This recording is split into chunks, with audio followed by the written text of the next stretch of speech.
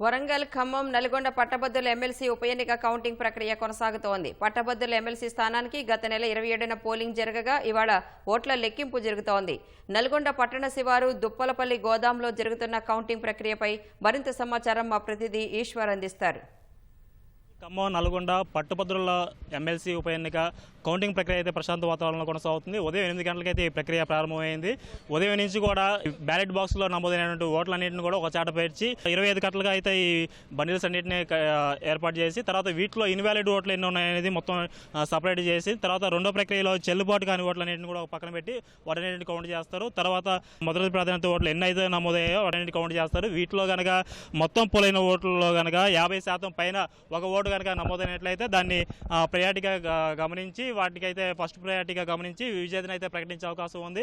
ఒకవేళ కనుక మొదటి ప్రాధాన్యతలో కూడా 50% పైగా ఓట్లు ఎవరికి నమోదు కాని పక్షంలో రెండో ప్రయారిటీకి వెళ్ళే అవకాశం ఉంది. మొత్తం కూడా 24 గంటల పాటు ఈ ప్రక్రియ కొనసాగుతుంది. మొత్తం కూడా 3 షిఫ్ట్ల వైజ్గా కూడా ఈ ప్రక్రియ జరుగుతుంది. దీనికి సంబంధించి 900 మంది సిబ్బందిని అయితే ఏర్పాటు చేశారు. మొత్తం ఈ ఉప ఎన్నికకు సంబంధించి మొత్తం 52 మంది అభ్యర్థులు అయితే బరిలో నిల్చున్నారు. దీంట్లో ప్రధాన పార్టీగా చూసుకున్నట్లయితే కాంగ్రెస్ పార్టీ నుంచి తీన్మార్ మల్లన్న పోటీలో ఉన్నారు. అదేవిధంగా బారాసా నుంచి రాకేష్ రెడ్డి కూడా బరిలో నిల్చున్నారు. భాజపా నుంచి ప్రేమేందర్ రెడ్డి అయితే బరిలో ఉన్నారు. వీరితో పాటు మిగతా స్వతంత్ర అభ్యర్థులు కూడా ఉన్నారు. స్వతంత్ర అభ్యర్థుల్లో అశోక్ కుమార్ కూడా రేస్లో ఉన్నారు.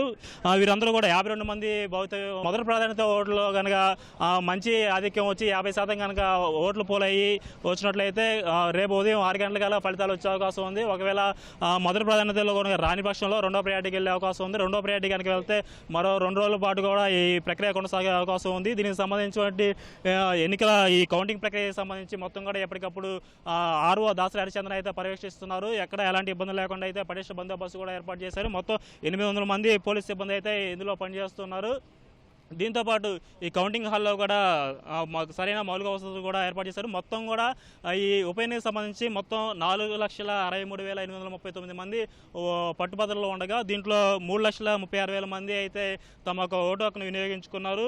ఇంకా వీటిలో ఇప్పుడు ఇన్వాలిడ్ ఎన్ని పోతాయి, ఇన్వాలిడ్ పోగా దీన్ని ఒక కట్ ఆఫ్ అయితే చూపిస్తారు. ఈ కట్ ఆఫ్లో 50% అబవ్ అయితే ఎవరికైతే వస్తాయో వారిని ఫస్ట్ ప్రయారిటీలో వారిని విజేతగా ప్రకటించే అవకాశం కూడా ఉంది. మొత్తంగా కూడా ఈ నల్గొండలో నుండి అనిశెట్టి దుప్పలపల్లి గోదాంలో ఈ కౌంటింగ్ ప్రక్రియ అయితే ప్రశాంత వాతావరణంలో కొనసాగుతుంది. దీనికి సంబంధించి పటిష్ట బందోబస్తు కూడా ఏర్పాటు చేస్తుంది. దీనికి సంబంధించినటువంటి ఏర్పాట్లన్నింటినీ కూడా ఆర్ఓ దాసరి హరిచంద్ర అయితే పర్యవేక్షిస్తున్నారు.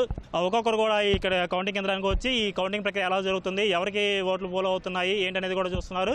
ఈ ఏజెంట్ల సమక్షంలో ఈ ఏదైతే బ్యాలెట్ ఓట్లు నమోదైనా బ్యాలెట్లు అన్నింటినీ ఒక్కొక్క ఓటు కూడా చూపించి వీళ్ళు కట్టలు కట్టి తర్వాత బాక్సుల వారికి వారు కేటాయించినటువంటి సీరియల్ నెంబర్ వైజ్గా కూడా ఈ ఓట్లను దాంట్లో వేసి ఈ ఫస్ట్ ప్రయారిటీ ఓట్లను అయితే పరిగణన తీసుకునే అవకాశం ఉంది. ఫస్ట్ ప్రయారిటీ ఓట్లు కనుక మెజారిటీ వచ్చినట్లయితే రేపు ఉదయం 6 గంటల లోపు ఫలితాలు వచ్చే అవకాశం ఉంది. ఒకవేళ రాని పక్షంలో రెండో ప్రయారిటీకి వెళ్ళే అవకాశం ఉంది. ఇదైతే మరో 2 రోజులు పట్టే అవకాశం ఉంది. ఇది ఇక్కడ తాజా సమాచారం. కెమెరామెన్ జనార్దన్తో ఈశ్వర్, ఈటీవీ న్యూస్, నల్గొండ.